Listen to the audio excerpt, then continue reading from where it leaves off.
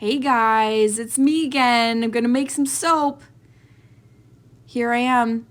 I strain my lye solution. I didn't used to do that. I didn't actually do that when I first started making soap, but I did have the odd fleck of lye or sugar because I put sugar in my lye solution. So I like to strain my lye because it gives me an added layer of protection against, undissolved lye or little pockets of lye.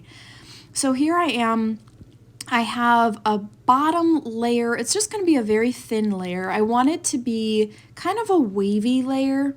So you'll see I'll go in with my little spatula here in a second. But I'm also going to do a light mica layer, little pencil line or mica line. So this seems like it might not work, like this little, like, what am I even doing here?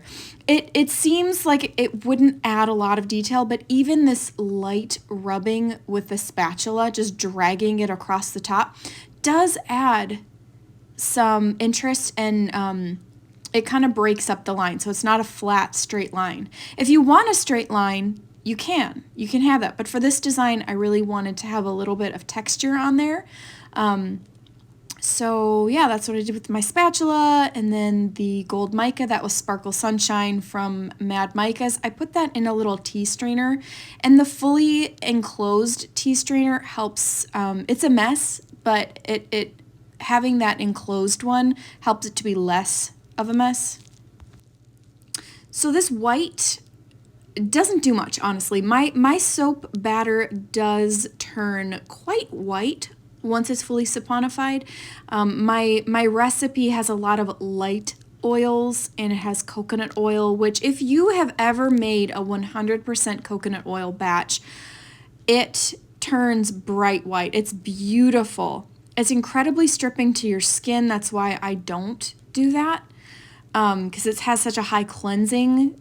Coconut oil is fabulous for high cleansing, but if you add too much, it can be a little too much. So here I am doing a kiss pour.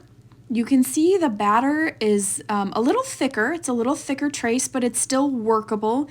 And when you have a thicker trace, you notice it's less wispy lines and it's more defined. Like, that is black, that is white. So that can be fun if you are playing around with your trace to see the different looks you can get.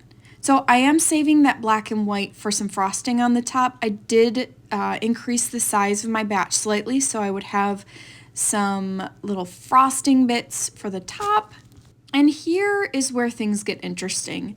I have these absolutely gorgeous floral molds, but in order to make soap in them, you need an incredibly hard recipe.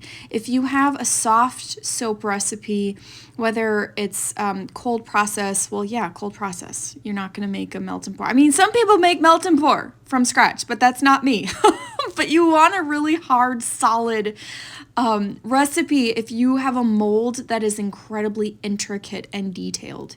It works better to remove it, and it sets up quicker, nice and hard. You get those crisp details. So I did a cold process recipe for those floral molds, and they crumbled when I cut them. They crumbled when I cut them out of their mold, their floral mold, but then they also crumbled further when I cut this batch. So sadly, I did need to alter the end. You'll see it at the end. But I'm just kind of explaining it now so I can, lead you up to the disappointment. It's going to be a disappointment. But honestly, I learned a lot in this batch, and I was really glad because I love these floral embeds. They're gorgeous, absolutely gorgeous. I just learned that it would be more beneficial doing a melt and pour. I ran out of melt and pour. That's why I did cold process, because I was like, I'm going to try and make this work. And I tried something and it didn't work as well. And so that is a lesson learned for me, and something that I can remember and not do that again. But yeah, things not going the way you planned can be frustrating, like super frustrating, guys, truly, truly, truly frustrating. But it is an integral part of learning. And the creative process thrives on things not going according to plan. That's a lot of times where our best inventions come out of, is when things did not go according to plan and people had to alter the course of what they were doing and try something new. I'm putting this gold mica on. I wanted some of the frosting to have those gold flecks and I wanted some of them not. So I put that gold on and then the rest will be without. That way some will have it and some will not. It's very, very subtle details like that that I like to put in because they add interest. Because you can see there's some that are darker and some that have that gold on there. And here it is. I love the pink flowers. I love them. I wish they had worked well, but they did not. So, and the extra, I do this. I play with my piping. If I ever have any extra soap batter in my piping bag, it is never wasted. I always will make little bits and bobs, whether it's practicing my piping skills and trying something new, or I will save those little bits for another batch. Once they fully saponify, I can put them on another batch. So that pink, you can see even there's little flecks of light pink that is flaking off. And as you see, I will stamp this with my business stamp. You'll see as I hit it with the rubber mallet that more of that light pink flecks, they will come off like in like a little powdery form almost. See, some of it's left behind. And every time I touch or move or pound on one of these bars of soap, more of that light pink kind of flakes off. That's just an indication to me I don't want to put this out into the world like this. Could I use it? Absolutely. Is it safe to use? Yes. Is it chemically sound? Absolutely. There's nothing in this bar that would hurt somebody. It is not lye heavy.